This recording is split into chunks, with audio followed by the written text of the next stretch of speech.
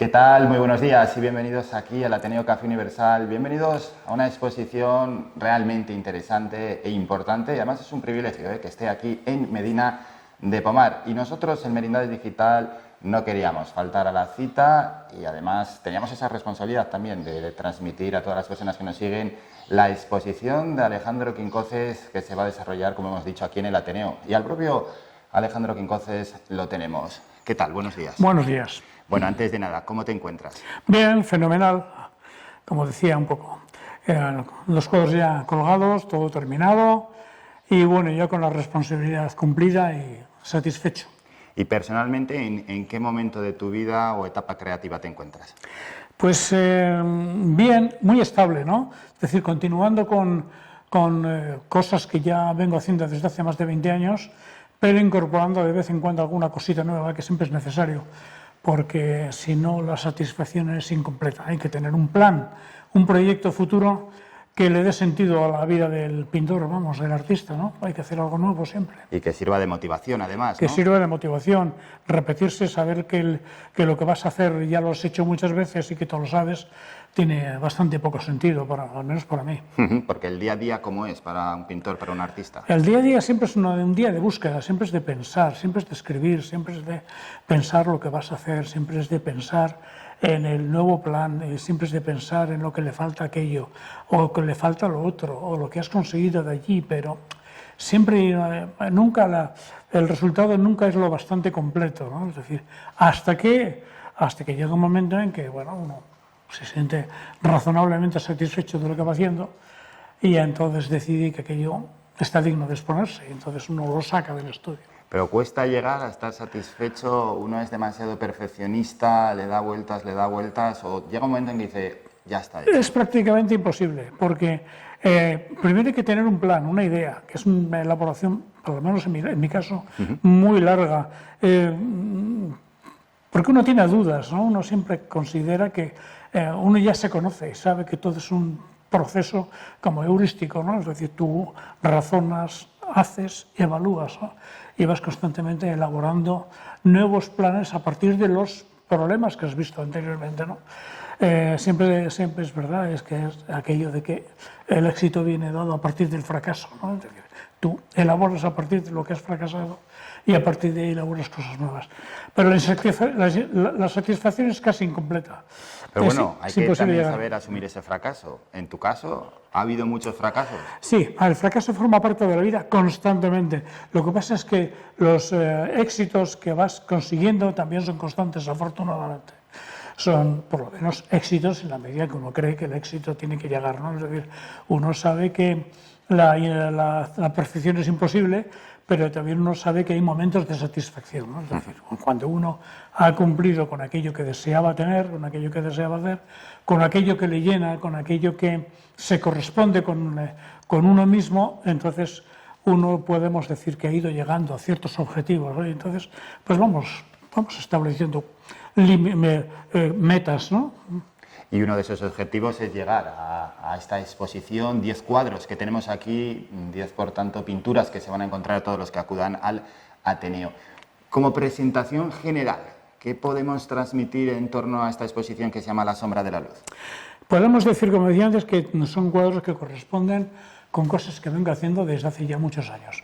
Hay algunos ambientes urbanos, panorámicas, escenas de asfalto y cosas de ese estilo. Como novedad, pues quizás un cuadro que he presentado, una panorámica nocturna de Barcelona, desde los búnkeres del Carmel, un ambiente de interior, que yo pinté interiores hace muchísimos años, pero los he retomado, pero estoy pintando ambientes de estudio, ¿no? Es decir, ambientes de trasiego, ¿no? Siempre digo que la escena tiene que ser la huella del hombre, ¿no? En este caso es mi huella personal.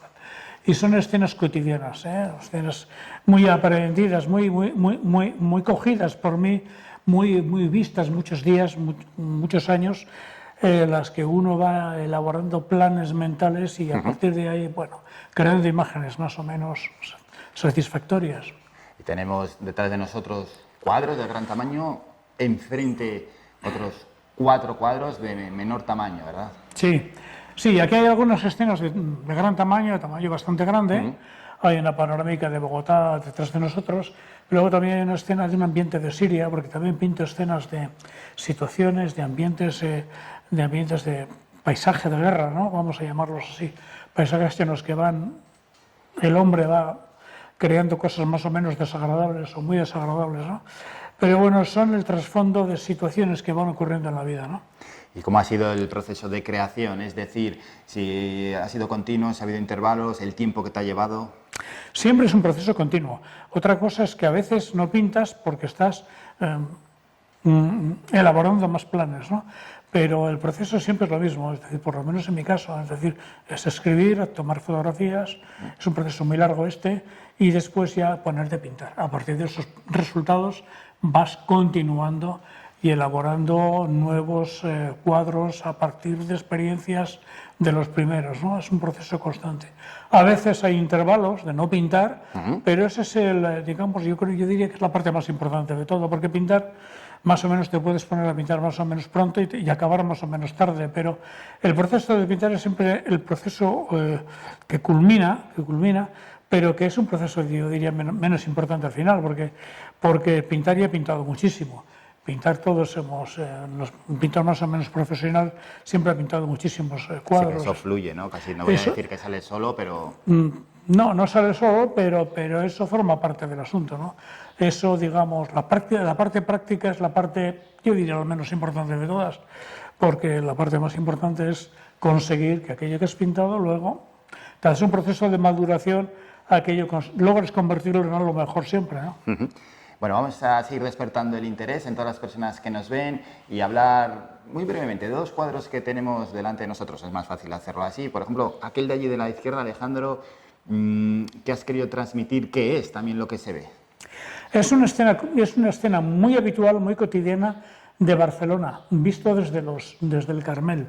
Es una zona que se llama los búnkeres del Carmel, que allí se hicieron unos búnkeres contra la guerra civil y entonces desde ahí hice esas tomas, he pintado una serie de cuadros sobre el asunto y son ambientes nocturnos. Siempre me gustan esas situaciones en las que la escena se adivina, ¿no? Una parte se ve que te da la pista para adivinar el resto y luego hay una parte muy ambigua, muy poco explicada, muy abierta, en la que el espectador puede percibir lo mismo que yo mismo percibí cuando lo vi en natural, pero en la que a la vez la pintura se expresa por sí misma, ¿no? Hay un proceso, en el procedimiento de materiales, que a mí me gusta mucho contar, se ve con claridad.